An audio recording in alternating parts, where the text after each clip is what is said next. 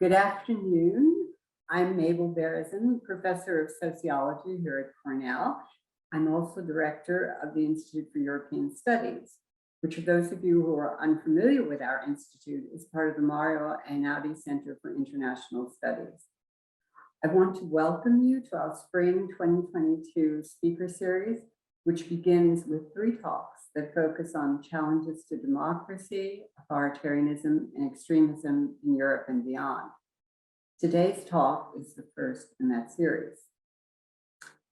In spring 1992, the Berlin Wall had fallen, as had the old Soviet Union. Optimism was in the European political air.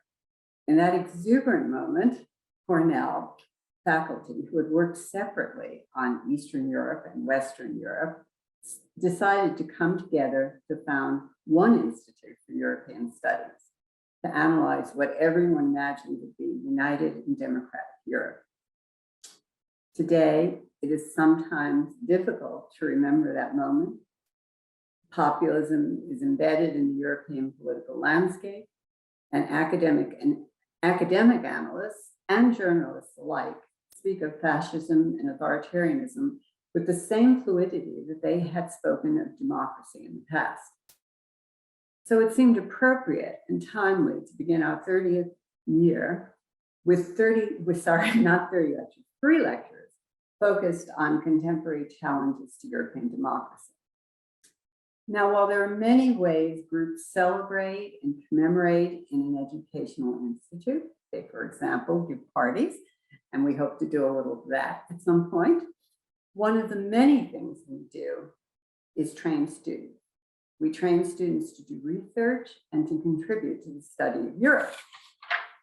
One of the best measures of our accomplishments are the accomplishments of the students that we have produced who have gone on to make their own contributions to the study of Europe. So, in the spirit of our 30th anniversary, our 3 initial speakers began their Europe journey here at the Institute for European Studies and at Cornell as undergraduate or graduate students. This brings me to our speaker today, Cynthia Miller-Idriss.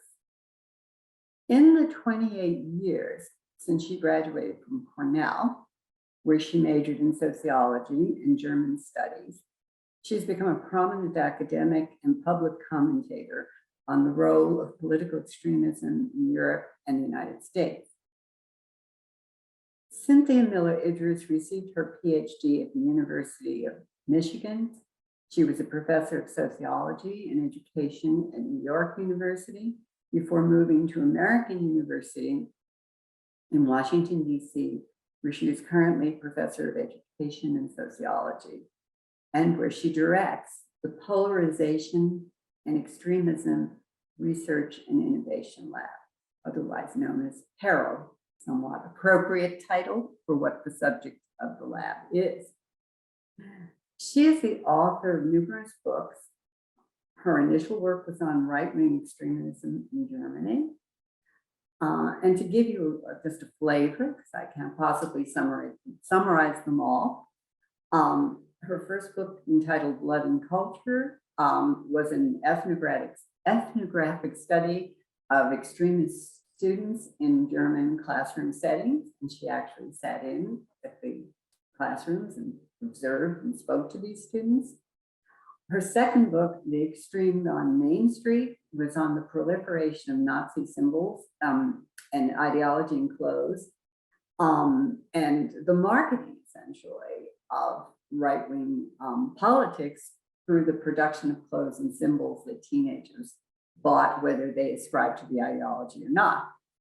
In between these 2 books, she also managed to do a collaborative book on universities and global knowledge.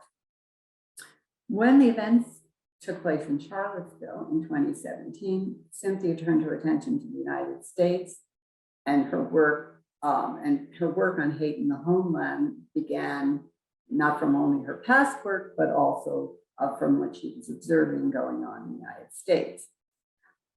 She regularly appears on MSNBC, CNN. She writes in the Washington Post, Foreign Affairs. The list is way too numerous to give in a brief introduction. and she also participates regularly in congressional hearings.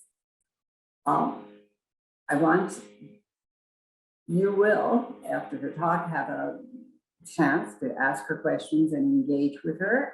And you can do that through our question and answer function here. But in the meanwhile, it is my great pleasure to welcome you who are attending to the talk and to welcome Cynthia Miller-Idriss to our institute and of course back to Cornell. Thank you, Cynthia. Thank you, Mabel. Such a kind introduction, and obviously, I mean, it's hard to express how wonderful it is to be invited back to your own alma mater. And of course, I'm just sorry that it's not in Ithaca, but it is indeed the place where I first began my exploration of cultural and subcultural dynamics among youth in Germany. By studying abroad. I was originally a German studies major at Cornell. I picked up sociology as a second major and studied abroad, what was then the Cornell program abroad in Hamburg, and really became interested in these global dynamics around hate and education and educational responses. So for many, many years, my work was, I think, considered by most people to be subcultural, fringe, and area studies scholarship. I considered myself a subcultural scholar within area studies, and it's really only the last 5 years or so that that work has begun to really significantly carry over into the mainstream. And so there's been a really strange trajectory for me in terms of much more public-facing work, which I'm happy to also talk about with any students or answer questions about as well. I'm going to share some slides and just get it back to the beginning. I do want to know a couple different things. One, I just moved my tenure line. It's a very, what we call a unicorn of a move into the School of Public Affairs. So I want to give public affairs a shout out as that I'm now a full professor there and in education. So I've moved from sociology into public affairs, which is a reflection of into the Department of Justice, Law, and Criminology, which houses the Terrorism Studies program, and probably a reflection of the need for some of the domestic extremism expertise there.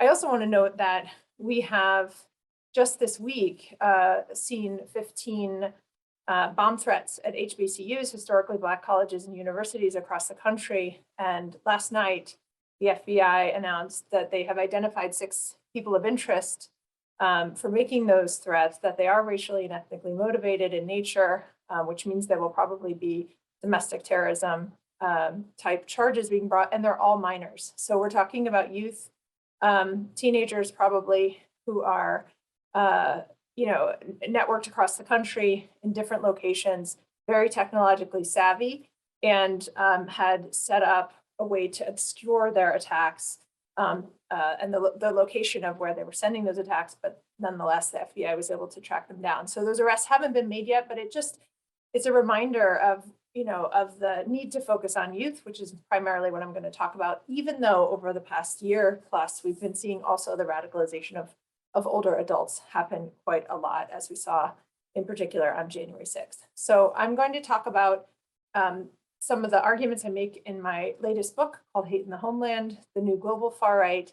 I'll talk for a little less than half an hour at this point. I do want to note the presentation includes propaganda that is offensive. It should be offensive. I mention that both as a content warning, but also because I ask that you not screenshot and share it further in public settings. Sometimes that happens because people are fascinated or disturbed by it and want to tweet it out or share it on social media. And I try very hard not to further propagate that propaganda, except in an educational way. So I'm going to give you just a little bit of a roadmap. I want to just briefly explain what's been happening in far-right extremism and terrorism. I will talk about the kinds of transformation we're seeing around symbols, fragmentation of domains, and if I get to it, a little bit about the where, which is really how this book came about, before concluding. Just to explain what I mean by radicalization, I use a definition that most of my subfield in extremism uses by J.M. Berger, that really defines radicalization to extremism as the process of coming to accept a way of thinking that positions us versus them, an in-group versus an out-group, in ways that make the out-group an existential threat to you, your family, or your future, your way of life and survival. So it is not just, fringe ideas. Radicalization, and the way that I'm defining it and we talking about it, is a pathway toward violence, often framed as heroic restoration or heroic saving of a people or a race or a nation because of an existential threat. What we've been seeing over the last several years, and what I trace in this book, are massive, and it's very hard to describe the rapidity of the transformations and how and where people are encountering the propaganda, disinformation, and extremist rhetoric that can lead to radicalization. First, it's much more bottom up. I'll talk about that. You're not waiting for a content producer necessarily, but rather it's just likely to come to you wherever you spend time online. Second, there's been a weaponization of youth culture and the heavy use of humor, and satire, and irony. And third, a much broader range of places. So it's not that you have to seek out a destination, but it often shows up wherever you are. I won't do a lot of academic definitions here, but I just want to say I use the term far right. I describe it as the best bad term we have available for this. There is no agreement, even in our own country in the US, much less globally, about the terminology. I gave a talk this morning organized by the State Department. They use the term REMV, which is racially and ethnically motivated violent extremism. Congress and the Department of Homeland Security use white supremacist extremism. The Global Terrorism Index report uses far right, as I do. Germany and others use right-wing extremism. So it's a complete mess. We are not using the same terminology. If anything, I hope in the next couple of years we start to see some change in the terminology problem. But essentially, the far right refers to a fragmented spectrum defined really by two major trends. One is supremacist thinking, and the other is anti-government or anti-democratic thinking. By supremacist, it's most commonly in this country and globally and most lethally white supremacist extremism, but there are other forms. We have been seeing growing Western supremacist extremism, male supremacism, Christian supremacism, all different kinds of supremacism that positions one group again as having a hierarchy of superiority and inferiority that dehumanizes the other and ultimately positions them as an existential threat. Lots of drivers, lots of reasons why this has been growing that, again, I can get into in the Q&A. But what I want to tell you just globally, when we're talking about what's been happening, there is a 250% increase in far-right terrorist incidents over the last 5 years. That's the most recent data up through 2019. There should be a new global index released any day now, I hope, but that would include 2020. But right now we have it through 2019. About half of those incidents and deaths are in the US. And so even though this is happening across the West, across Australia, New Zealand, Western Europe, in particular, North America, and there are forms of far-right extremism happening in Brazil and India and other places that I can talk about. But this percentage increase in this data looks at those countries. The US has a disproportionate share of the problem. That did finally get recognized sort of belatedly in the US, but in October 2020, the US Department of Homeland Security declared white supremacist extremism the most pressing and lethal threat among the domestic violent extremist spectrum. That has continued with additional other threat assessments from other agencies, and it's now clear that across a wide variety of data points, far-right extremism and terrorism has outpaced extremism and terrorism, both from the left and from Islamist jihadi forms of extremism and terrorism. Those data points are all available. I'm happy to talk about the reports that cite the numbers of attacks, et cetera. The last thing I want to say about the data, though, that's really important for what I'm going to say next is across both the US cases and globally, the vast majority of terrorist, violent extremist actions have no ties back to a group and or an actual extremist group at all, no affiliation. That was also true of January 6th. Only about 16% of those arrested so far have an affiliation with a group or had any prior connection to a group. That makes things really complicated on the counter-extremism and counterterrorism side in ways that I'll talk about. But what it means is, or what I want to talk about next in the next 15, 20 minutes, is that the online radicalization of individuals on their own as they encounter propaganda becomes really important to understand. So my sociological hat here, for any of you who are semiotic scholars or scholars of symbols, I'll just say that there's been a really rapid evolution in the kinds of symbols that represent far-right extremism and increasingly other forms of extremism as well.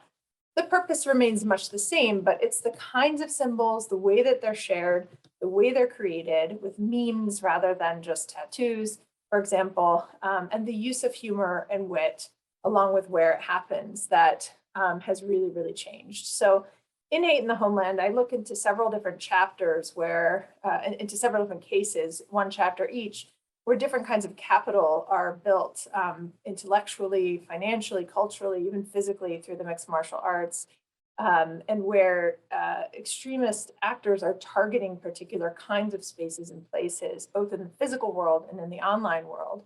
And just to give you some ideas about what that looks like, in the lower left-hand corner, this is a screen still from a vegan neo-Nazi cooking show that ran in Germany, in which called Balaclava Küche, in which these guys wore, here he is cooking potatoes and a zucchini while where they're wearing balaclavas, and they express kind of anti-immigrant sentiments. We've seen a doubling just over the last year in white supremacist paper flyers, a really old school technique, showing up stickers, paper flyers, and other kinds of propaganda showing up often on campuses. Campuses have been a huge target. It's probably happened at Cornell too. It certainly happened here at American University. But over the pandemic, it's moved out of campuses into kind of the town square, the dog park, outside of local bookstores. So I've seen them around in DC in different places. And so it's an unusual old school technique. I'm happy to talk about that as well. But higher ed has been a target. The mixed martial arts, if I get to it, is a really interesting transformation from a kind of drunken hooligan subculture in Europe in particular into a much more disciplined subculture in which straight edge lifestyles are really important, and we see a lot of that. And then on the lower right, I just want to point out the aesthetics of the entire scene has really shifted in keeping with a generation of young people who are much more attuned to aesthetics and to image. And so this is an Instagram screenshot from an Instagram channel from Germany, of course, using English, but using really aesthetically pleasing images, these kinds of accounts to promote white supremacist ideas or other kinds of extremist ideas, defend your land, usually with beautiful young children. It's often a blonde woman kind of standing in a field of wheat or in a wood with a dappled light and a little deer. Very Pinterest, Instagram kind of type of curation of the images with a lot of aesthetically pleasing backdrops and flowers and curated scenes, while extremist ideas are being communicated. When I started studying this transformation in messages, and this is about a decade ago, this product line in Germany started to sell. I mean, there were a dozen plus different products that were selling coded clothing laced with ideas that are extremist, or selling banned content in coded ways. And this is one example of a complicated for legal reasons, but around 2011, the highest German court ruled that signs and symbols associated with the Nazi party are no longer illegal if they are in a language other than German. And that inadvertently or it launched a whole series of different kinds of codes showing up in other languages. And so this is the word for Hakenkreuz, the German word for swastika, but in Latvian showing up on the back of a sweatshirt sold by a brand that has a lot of coded far-right symbols in it. What I wanted to point out here was that it's not just the code itself, but the way they market it. So it's 76 euros, that's 10 years ago. I mean, this is a pretty expensive, at least $80, $90 kind of sweatshirt. And it tells you all about the quality of the cotton. These products are really well made. The zipper, it's great, etc. But the very first line, for those of you who speak German, says, "Wirklich absolut unbedenklich," which means perfectly legal. So they're marketing the legality of having the word swastika on the back of your jacket as they are selling the product itself. There's a whole series of other things that happened in Germany around that time or slightly later that I talk about in my previous book, The Extreme Gone Mainstream, like dropping vowels out of a word like swastika. So Hakenkreuz becomes HKNKRZ. That launched a series of legal discussions about, is a word if the vowels are removed? It turns out that legally it's not a word, and so it's permissible. So all kinds of game playing and coding going on. We see this in a screenshot from a French distributor here. The distributor, you sound out the name of the distributor, 2YT for you, it's too white for you. That's a distributor selling a whole range of brands here, clothing from Ukraine, Poland, it looks like France. You can see, for those of you who speak French, they have a children's line. And you'll see things like, again, that dropping out of the vowels and the word Hitler. So these kinds of things were showing up all the time. That's just to give you a flavor of what the coding and the communication of those symbols look like. And the second thing, I'm going to come back to the game playing just a little bit, but I wanted to explain the fragmentation with one example first.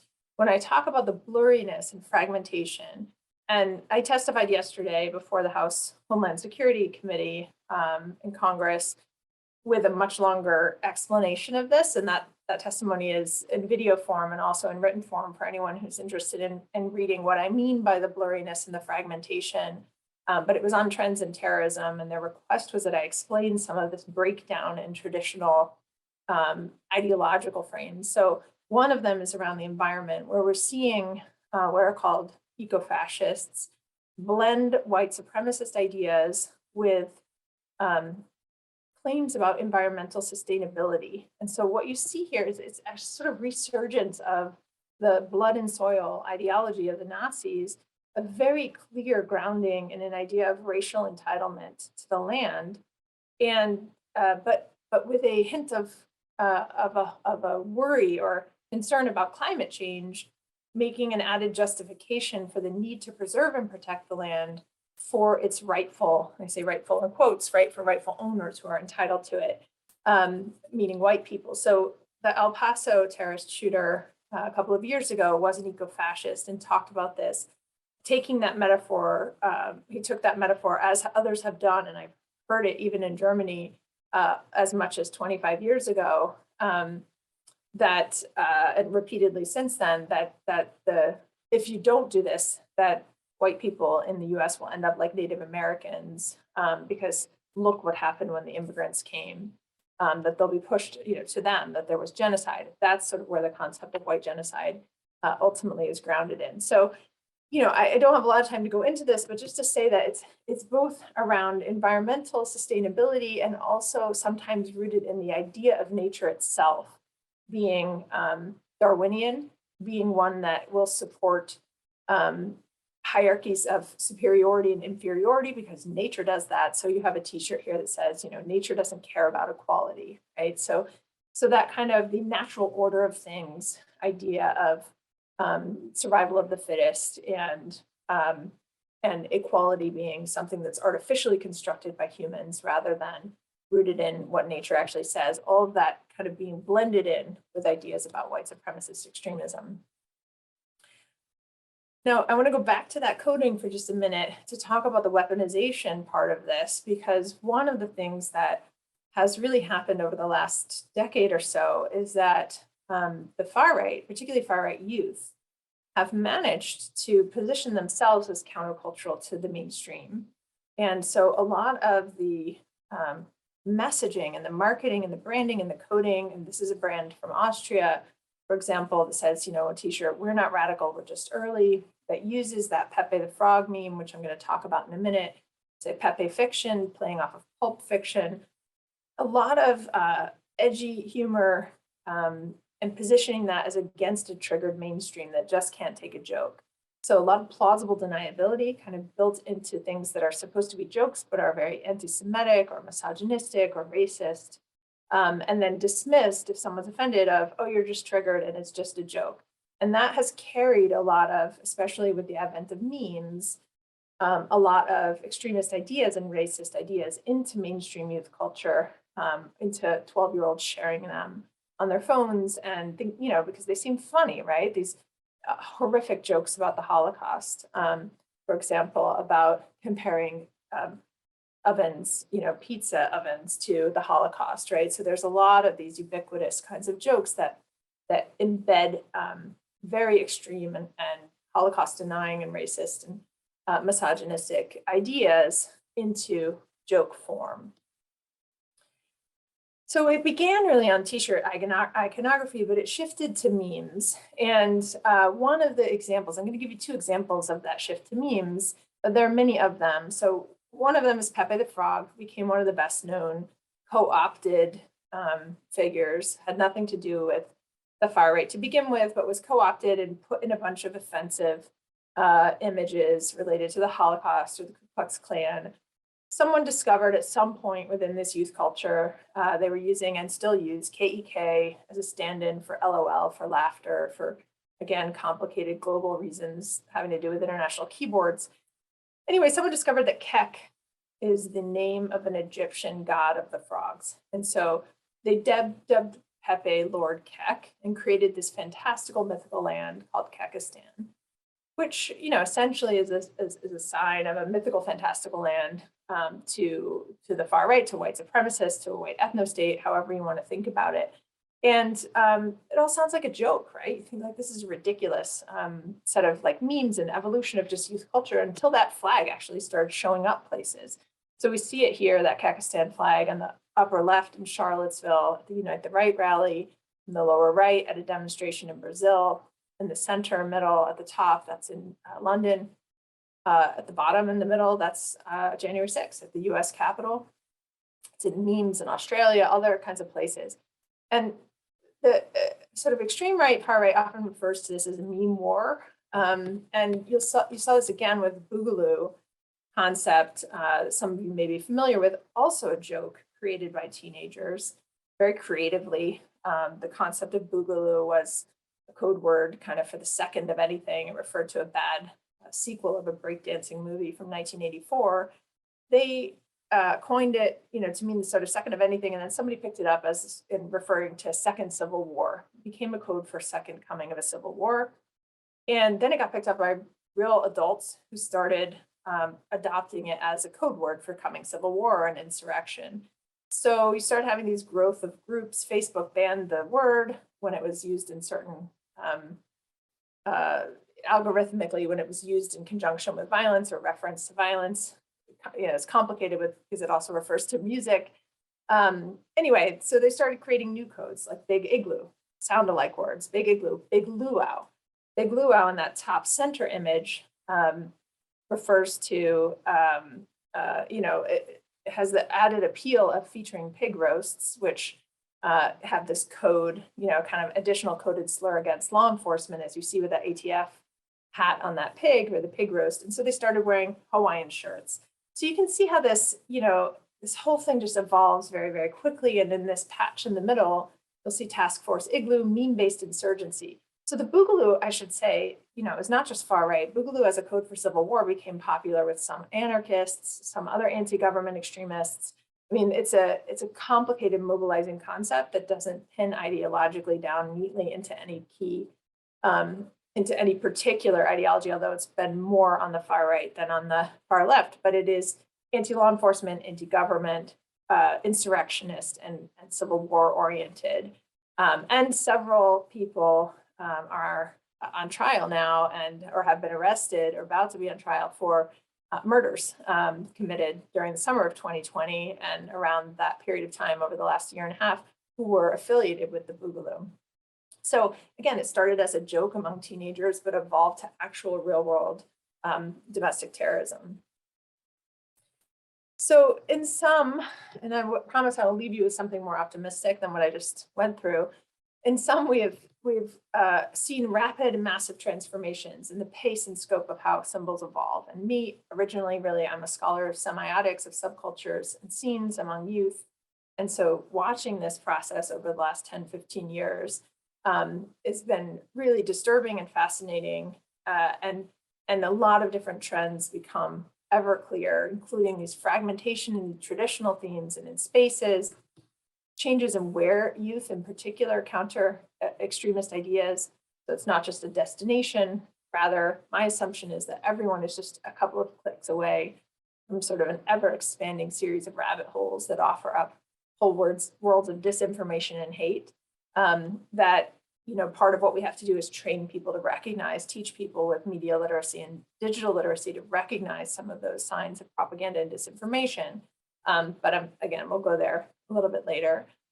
And then another takeaway I'd like you to have here is that youth culture online often connects and can connect to offline violence.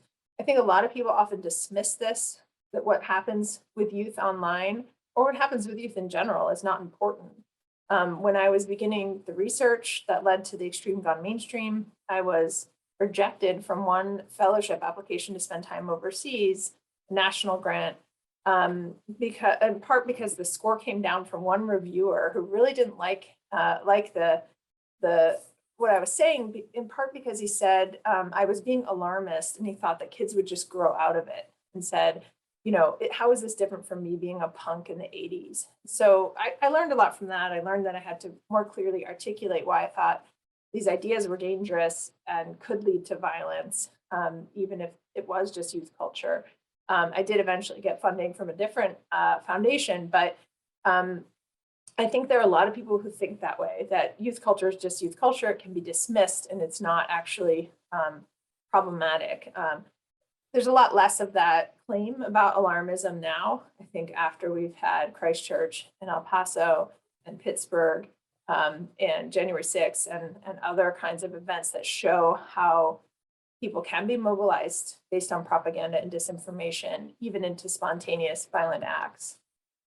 Again, that playful use of irony and wit, I just want to emphasize as a takeaway, and how different that is from the manifestos of generations past, and how that is both fun for youth to avoid the bans and constantly troll adults essentially in their lives and get away with. So in one of the schools outside of Berlin, when I was first doing field work, they banned the number 88 from display because the 8th letter of the alphabet was a stand-in for H, for HH, for Heil Hitler.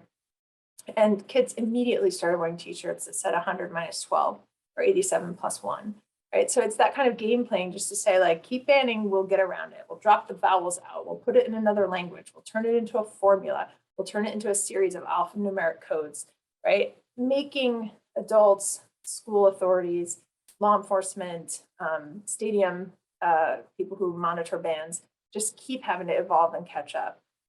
So it's strategic because it helps them avoid those bans, but it's also really fun. And it gives them a sense of power and secrecy and being in on the joke that I think is really important to understand when we're talking about teenagers in particular. So I now run a research lab. We have about 12 or 15 folks, about half are full-time, and a handful of faculty as well, and then a bunch of doctoral students and master students and some undergrads who work with us to kind of dream up interventions to try to prevent some of this. And one of our biggest set of interventions is really our founding partner, the Southern Poverty Law Center. We create tools that we then test to inform communities based on a European and German model of what's called mobile Beratung or mobile advisory, that you situate advice on the ground and try to educate communities about these risks for young people. One of the things we did when we first created this Parents and Caregivers Guide, which is now in its 3rd version, was did focus groups with parents who told us when they saw the first draft that they didn't want to be able to just recognize the risks. They wanted to be able to build resilience among their kids. So we built in we worked with expertise on positive parenting and how to strengthen identity and give kids a sense of purpose and meaning and try to give them some advice in that way as well. We have a number of other tools that are about kind of building education, building resilience, improving media literacy. We're building a toolkit right now for the higher ed sector, which will be a website. And everything that we do is tested. So I'm happy to talk about that too. What evidence do we have that it works at a much earlier stage of prevention? The last thing I'll say about that is especially in the US, but even some globally, some other countries as well, have historically approached this problem as a problem of isolation, surveillance, securitization, arresting, banning our way out of it. And what I've consistently been trying to argue is that we have to take an approach that is modeled much in a way after the German approach of defense of democracies after World War II, which is that you can't only pay attention to the fringe, you also have to build the mainstream in resilient ways to resist them. And so I would just say, I'll leave it there and say that I'm happy to talk about, social media, regulation. I'll just say our website, Peril's website, is constantly under construction. It is going to get a revamp this spring, but it generally has access to our tools. We've done animated videos, active videos, all kinds of PDF downloadable tools. And also my own website, which has recent op-eds just over the last month, and all my op-eds and some media appearances as well, in case you're interested. I'm often on Twitter, probably too often, so you can follow me there as well, where I have a lot of takes about what's happening in the world of violent extremism and prevention and what we could do differently. So I will stop there. I know I talk really quickly. Hopefully I didn't go too fast, but I wanted to make sure we leave some time for question and answer. So thank you for your patience. Okay, well, thank you very much for that wonderful talk, Cynthia. And we have a lot of questions in the Q&A, and I'm going to try to group some of them. But I also would like to approach some of them specifically. Okay, so in general, they speak to the where one draws the line between what is left and what is right. Which I'm sure you've heard some variation of that before. And then some of them are very, very specific. So I'd like to sort of go through as many of them as I can. They sort of go over some of the same territory, but I would like to get you, have the full opportunity to answer as many as possible. Let me start with the first question. One of the first questions that came in, and I'm going to actually read it directly. And it says, "What suggestions do you have for Cornell students of color who are experiencing from other Cornell students from other Cornell students who are open far-right terrorists?" So I'll mute myself. Thank you for the question. I mean, one of the things, there are two different things I would say. First of all, is that it shouldn't be anyone's responsibility who's a member of targeted groups to have to deal with needing a better response. So the first thing is for everyone else to be a better ally and to step up and call on the leadership of the institution, on faculty, on peers, on organizations to develop ways to prevent, whether it's microaggressions all the way up to what we've seen on some college campuses, students presenting recruitment materials for white supremacist extremist groups in a class presentation, really complicated things that ended up falling under freedom of speech and not being, it was allowed because of the way the assignment was created. So one of the things that I will say we're doing in the toolkit for higher ed is urging both faculty and staff and administrative leaders to remember that it's really important to focus on not just on accountability. Often when something happens, like a hate incident, first of all, the responses tend to come really late. So there's silence for a long time, which often is read as indifference. But also, even when those responses come, they often focus on technical violations of campus code of conduct, or things like, these white supremacist flyers were taken down because this is literally an example from a university, because they violated the campus policy on not having adhesives on campus buildings, right? Like not actually saying that it goes against the campus's values, right? Or they just promise investigations, which often don't go anywhere because it can be really, really hard to actually access to the perpetrator. All of those things are kind of perpetrator focused rather than, so what I often say is, it's important to, and of course it's important to focus on accountability, but not at the expense of solidarity. And I think, I actually use Cornell's president's words as an example of a better response when there was a swastika stamped in the snow there a few years ago.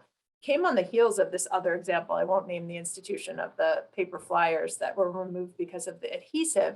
That prompted national backlash from donors and alumni and students. And they did eventually issue a second statement that said like, oh, and the content was offensive, but it was really, really damaging and hurtful to targeted communities.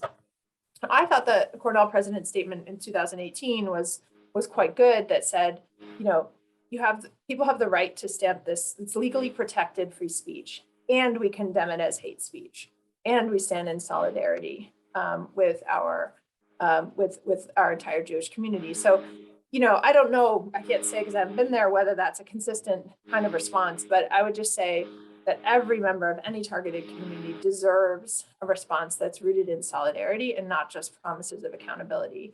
And that goes for social media companies, that goes for, these HBCU attacks over the last week.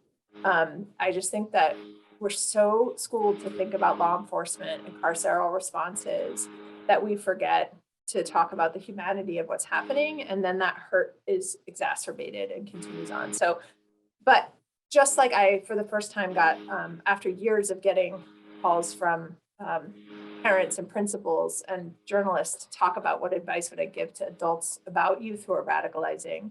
Last summer, I started getting calls like from Teen Vogue, who, by the way, I think is doing incredible journalism, but because they were getting calls from teenagers asking what to do about their parents who are radicalizing. So, and my advice to kids is really different than my advice to parents. Like, kids deserve a childhood. They're not supposed to be in the position of fixing their parents. And so my advice was like, find another trusted adult, right? Like, other adults should stand up for you. And that is, similarly, I would say anyone who's in a targeted group, my main advice is to everybody else that it shouldn't be, the onus shouldn't be on any member of a targeted group to have to demand more solidarity. I don't know if that's gets at that question enough, but I can talk about that a lot.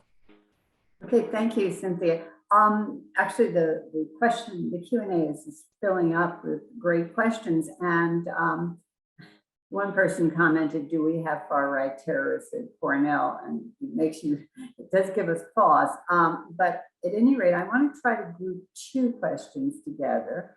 And so the first one is about, you mentioned in your talk anti-law enforcement as part of the Boogaloo dogma. And many far-right groups are fanatically law enforcement and pro-military. I mean, some of the people who stormed the Capitol, this isn't the question, thought they were saving democracy, right? And can you speak of any discord over military and police? Sorry about that. I'm having, my screen is floating around here, but any discord between that approach from left and right on the wow, this is the military and the police. Got it. Also within right-wing movements. This is a great question, a series of questions, really. So there are a couple different things to unpack there. One is, I mean, this is exactly what I mean when I talk about fragmentation, it should be clear, this is not ahistorical. There's always been fragmentation. I mean, the whole reason for the Unite the Right rally, let's remember it was called the Unite the Right rally, was to bring together these disparate groups that didn't get along and that presumably could be united into a stronger force in Charlottesville in 2017. They failed actually in that attempt. They left the Unite the Right rally far more fragmented even than they had been, or just as fragmented as they had been, characterized by a lot of infighting, et cetera.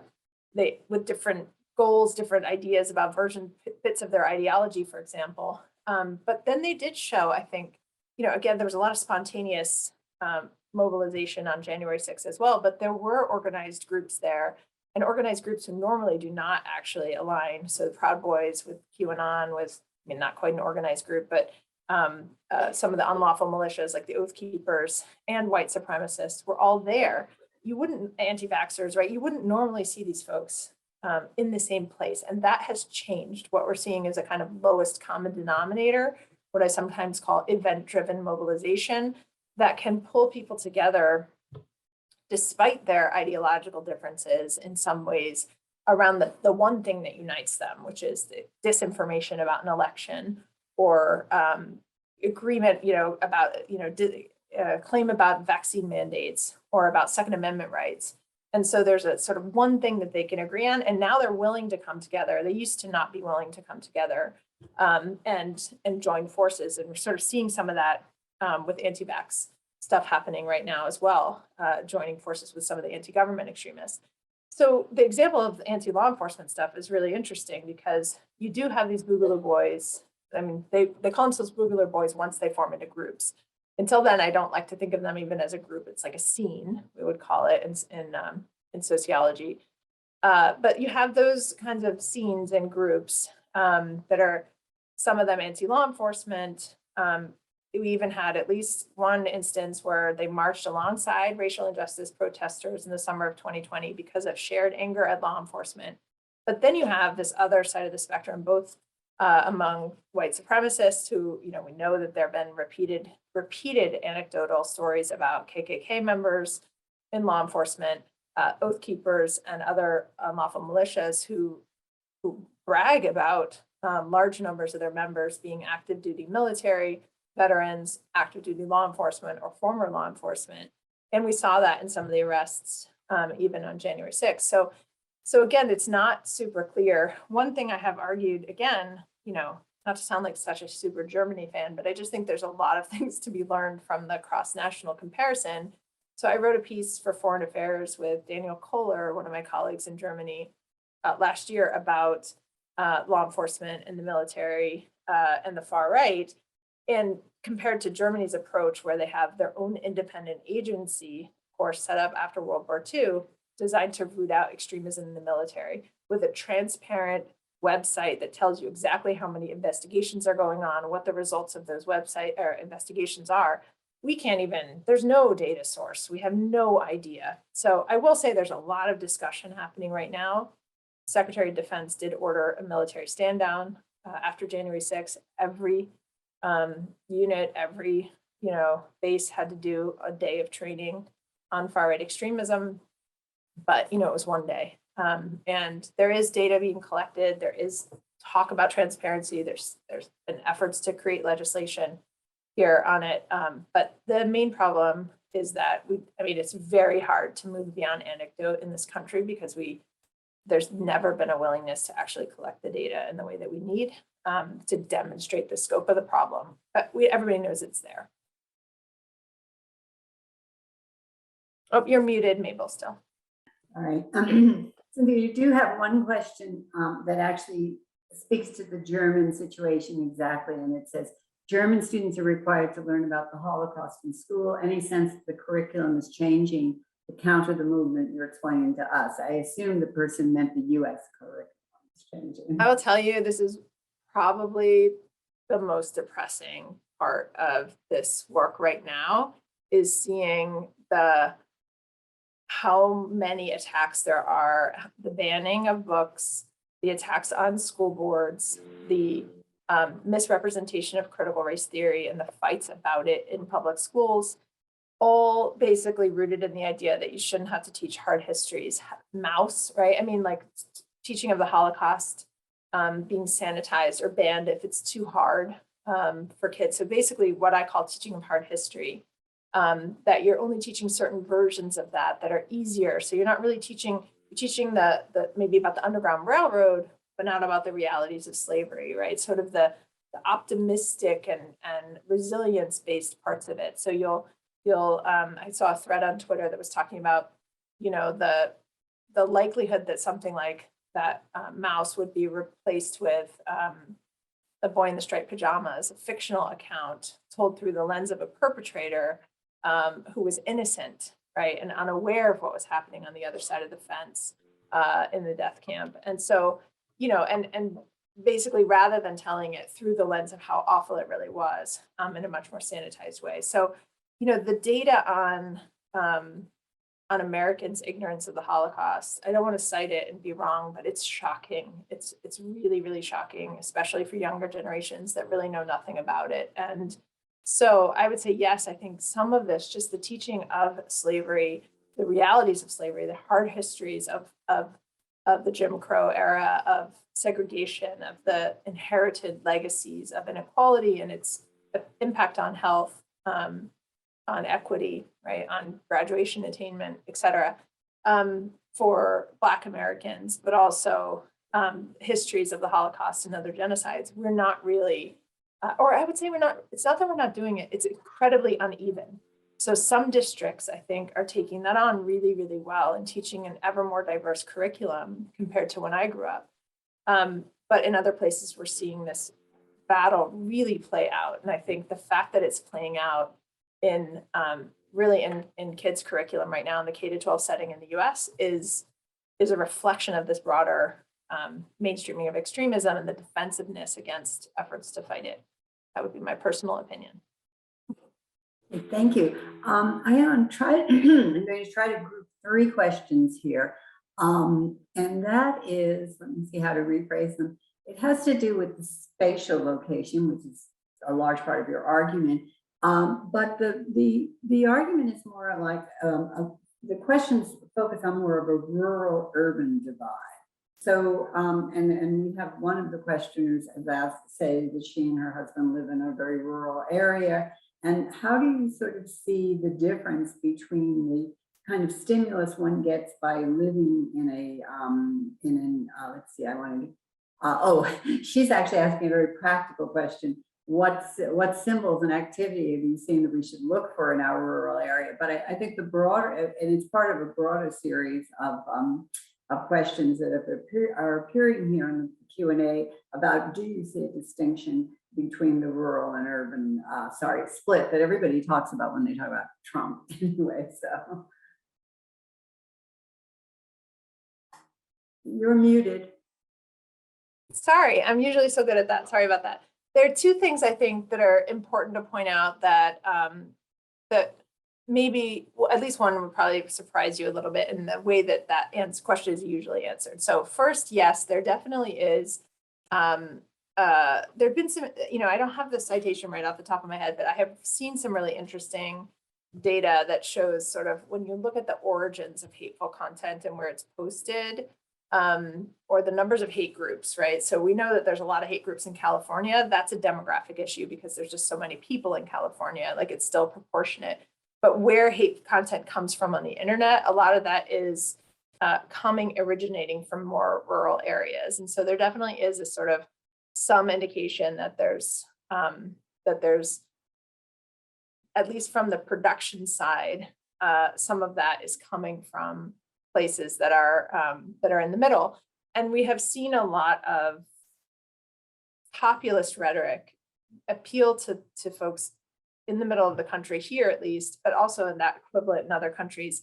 Here in the States, they'll call themselves even like flyover country, that they're, that with this language of you're being disregarded by elites, that I'm just a coastal elite. I've heard it. So I did a C-SPAN call-in show once, which is one of the most interesting things I ever did, where you really do talk to people from around the country and, quite hostile callers that were referring to me as an elite, and I'm labeling people, right? This kind of sense that people have that they're being labeled and being judged. And if anybody saw the testimony yesterday, you could see a little bit of that in one of the slightly bad faith periods of questioning of me from one of the congressmen. I won't get into that here, but worth looking at. But we also found when we tested the Parents and Caregivers Guide that we studied, that we created with the Southern Poverty Law Center, we tested it with 750 parents and caregivers. It moved the needle on all of our measures, which were about are parents better able to recognize some early warning signs, and do they feel more empowered to intervene if they do have a child in their life who's exposed to this stuff? It moved it for every group of parents except for one. The most highly educated group of parents did not improve their ability, and they were urban also. Most highly educated and urban parents did not improve their ability to recognize disinformation online from our intervention. And the reason why is because they came in so much more confident than everybody else that they could already do it. Then they engaged in our intervention and they got less confident. And so we took it as a win. We're like, great, we're correcting their overconfidence that they already know to do that. And because once they started looking, they're like, wow, it's an online gaming and it's pretty coded. And I didn't realize that my kid might be encountering this when they're spending time online in a chat room or an open, virtual game platform. But we also realized that meant that those parents were never going to seek out the help themselves. They don't think they need it. And their kids, I don't think, are necessarily more protected. And I'll be really curious. It's one of the big questions I have is going to be about the geographic location of these 6 minors in terms of urban versus rural, because I suspect we're going to find, these are highly technologically savvy kids. They have obviously a lot of skills and training and the resources to have that equipment. Again, this is speculative, but I don't know that we could say there's a protective factor for education or urban regional location, but parents think there is. And so that's a really interesting kind of twist on that. Thank you, Cynthia. Actually, one of the questions that I didn't get to fully develop about ask does point to the fact that a lot of educated professional males were involved in the January 6th event. And that, so I have to thank the person who asked the question, who wanted to talk about the social origins of the youth that you're looking at. And I think the rural-urban answer sort of speaks to that, but I did want to highlight that person's question because she did point to the fact. Yeah, can I just interrupt for a second? Yeah, able please, to say, please. One really interesting thing about that too is when you're talking not just about region, but about education and income, is that so there's really interesting data, for example, that you're not more likely to join the far right if you're unemployed, right? But you are more likely to join the far right if you grew up in a household with an unemployed parent. So there is this emotional experience, what I call precariousness. It's not actual economic insecurity, but the experience of precariousness, the fear that something could be taken away from you, that can create a vulnerability to the propaganda and disinformation that people are met with that says it is going to be taken away from you, whether that's a white majority country or Second Amendment rights or an election that's been stolen. There's a lot of propaganda out there that tells you that things are being taken away from you and tyrannically, unjustly, your country's being taken, you have to fight for it. And one of the things we saw in the arrests from January 6th is that there was a disproportionate number of people, not just middle class, that's true, middle and upper class, but a disproportionate number of people who had experienced a bankruptcy or a tax lien or a eviction at some point in their life, even dating back into childhood.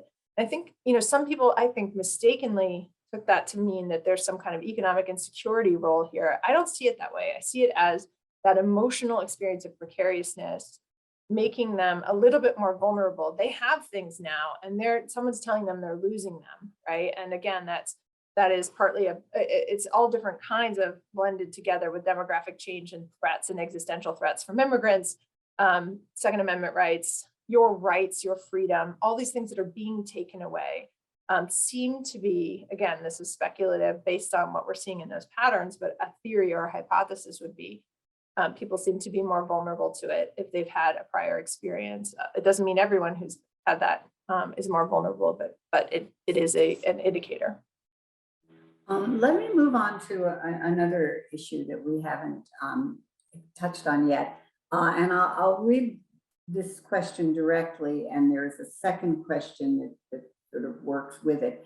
The question says, do you think a legal definition of domestic terrorism would help institutions and security forces tackle far-right political violence, or would it mean certain fragments or iterations are missed? And the companion question relates to, it's also legal in the sense that it talks about taking over state and local country elections. So it has a kind of companion feel to it, but you So, could answer the first one. yeah, we have a definition of terrorism, of international terrorism and domestic terrorism that is in the US legal code. It's about, so by that definition, the events of January 6th meet the criteria for domestic terrorism. For example, it has to do with intimidation of a civilian population or of a government in order to, sort of create political change for an outcome, et cetera. I can find the actual definition, but it's right there. You can find it on the congressional website. It's often on law schools' websites as well. What we don't have is an ability to charge people with it, right? And so there's a definition, but it's applied like an enhancement. The way that hate crime is an enhancement to another criminal act. And so, and it's not consistently, it depends on the state you're in too. So what often happens, this adds to the data problem, because what you often find is that in many cases, people who are arrested for offenses that have to do with domestic terrorism actually go away to prison for things like weapons charges or drugs charges or child pornography charges or something else that came up in the course of the investigation that actually has more weight at the sentencing. And so because we don't have stronger sentencing charges on the domestic terrorism side. So I will say there's a big debate about this in the field. I generally hedge on where I stand on it, because part of my whole way of being in the field is to argue that we need less carceral solutions. And I think a lot of those debates, we need data, but just focusing on the endpoint of the carceral solutions and putting more resources into law enforcement investigations. I mean, you often send somebody away to prison for 4, 6, 8 years because of the radicalization that can happen in prison. They may come out worse. And so it's not to say that there shouldn't be accountability, but I would like to spend my time focusing on the really early stages and prevent people from heading into that pipeline, so that we're just not faced with this ever securitized situation. I mean, I often say, after January 6th, I don't know if anybody else in the audience is in DC, but I think my dad's in the audience. So this is a story about my dad, but after January 6th, the whole city was locked down. I mean, we had military checkpoints on the bridges, and I was supposed to go for a hike with my dad over in Virginia. And I didn't want to go over the bridge because I didn't want to deal with the military checkpoints coming back, right? And I remember thinking, like, how ridiculous is this? Like, this is part of the way the world lives in other parts of the world, but this is where we go. It's like that frog that keeps getting, heated up in water and not realizing the water's getting hotter. When you just keep accepting the consequences of an ever more securitized way of life. So that's a little bit of a rant about the domestic terrorism thing, but that's just the way that I usually try to answer that, is by saying, I think somebody should be solving that. And I know there are a lot of folks on the legal side who really do want those charges. And I'm sympathetic to the challenges that attorneys have, district attorneys have, and not being able to charge people with this as a crime. And at the same time, I would like just as much energy and effort to be put on the prevention side. We're running into we have 10 minutes left, and I want to actually, I have a kind of reflective question here from one of the members of the audience. It's a larger than a question. It's a less specific question. So let me read it because it's long. And it says, don't you think the lack of self-reflection in the Western world leads to a culture where there is obvious, where it is obvious that far-right groups try to take leadership? In many countries, critical self-reflection is even banned. Critical theory, or in Poland, proper Holocaust studies, etc. Most Western countries still accept some kind of connection between white ethnicity and the values of the nation. Most of them believe in an exclusivist nation state. In Germany, a Nazi party, the NPD, can have TV advertisements because, according to the Constitutional Court, they are not dangerous to democracy. One could find many examples. Do you want to take on some part of that? Wow, that is a great question. Yes, I mean, I think I would see it even more broadly than that. I mean, one of the things I was really struck by about Germany's response to the pandemic was that right at the beginning of the pandemic, Germany set up a kind of national commission of some kind of humanists, essentially, like philosophers and social workers and people who could, while there were people thinking about the epidemiology and the medical crisis that was going to happen, there were also people thinking about what this meant for, you know, the soul of the nation, or for the way that people were, their anxiety levels, their stress, their, you know, what does this mean for the arts? What does it mean for the way we live our lives, for our own humanity? And, you know, it's impossible for me to imagine that happening in the States, I have to say, or in many other countries. And that level of cynicism, even among myself, is depressing, right? So I think that, yes, I mean, that the loss of respect and value of the humanities, the closure of humanities departments, of philosophy, of German studies in many places, the kind of instrumentalization of knowledge, of only, you know, even of higher education, of the constant fear about needing this to be applicable to job skills, I think is all part of the story. But we're also not going to solve it through poetry, right? We're not going to solve it through music or through reflection. It's related to massive cuts in things like social studies and civic education in favor of real tested, you know, testable, things like No Child Left Behind, in which teachers' performance, retention, and raises have been tied to literacy and math scores. And so they just focus on that. And you end up with a lot of kids that don't have other kinds of education going on in their lives. So yes, I mean, I think there are many different ways that we have to, across the arts, across, you know, we have Western State Center, an organization that I'm a huge fan of, is doing a lot of work with artists to promote inclusive democracy, for example, musicians and visual artists. And I think, you know, we're trying to think about the world. We've done animation and acted videos, but we're also been thinking recently about theater performance, and can you know, could we do a stage of theater play in a way that could help some of this? So, you know, so there's a lot of different ways to think about it, but yes, absolutely. I think reflection and really the humanities more broadly is a part of this as well. One issue that sort of has floated around some of the questions here is the question of equivalence. And there are some people who would argue that the far righters aren't that different from the far lefters. And so why are we getting so upset about the far righters? It's coming to the end of the you have 6 minutes left, and that's a big question, and I want to try to ask a question too. But if you want to comment to that. Yeah, absolutely. Actually, it's not that hard to answer, because if you just stick to the data, it's pretty clear. I mean, the data shows that there have been increases in far-right extremism over the last few years. That I answered this question yesterday in testimony as well. We had 800 investigations by the FBI for criminal violence related to the summer protests that were mostly peaceful, of course, and overwhelmingly peaceful in 2020. 250 of those investigations led to arrests. We have 2,700 domestic violent extremism investigations overall, a tripling since 2017. And I think the numbers of those that are white supremacist extremists is kind of higher than it's ever been. So we've had in the last 10 years, 1 death related to an Antifa perpetrator, dozens and dozens related to white supremacists. That data is on the Anti-Defamation League's website.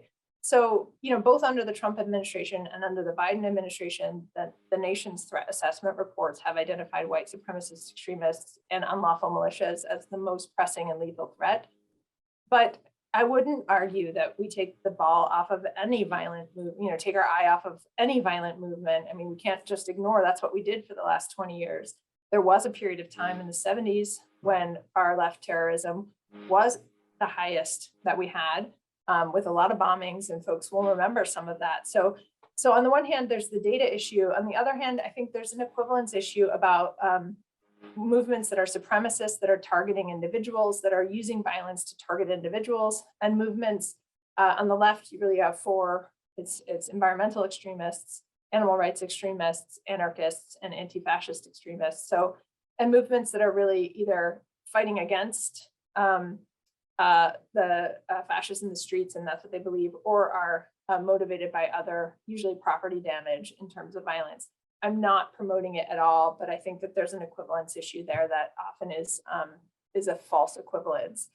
But on the numbers alone, and based on what our own country's threat assessments say, there's no question. I will say that in Europe, jihadi terrorism is still the most pressing threat, but far-right terrorism and extremism is growing rapidly. So that's the way the threat assessment looks in Europe. A little bit different here, where far-right extremism is now identified as the most pressing and lethal threat.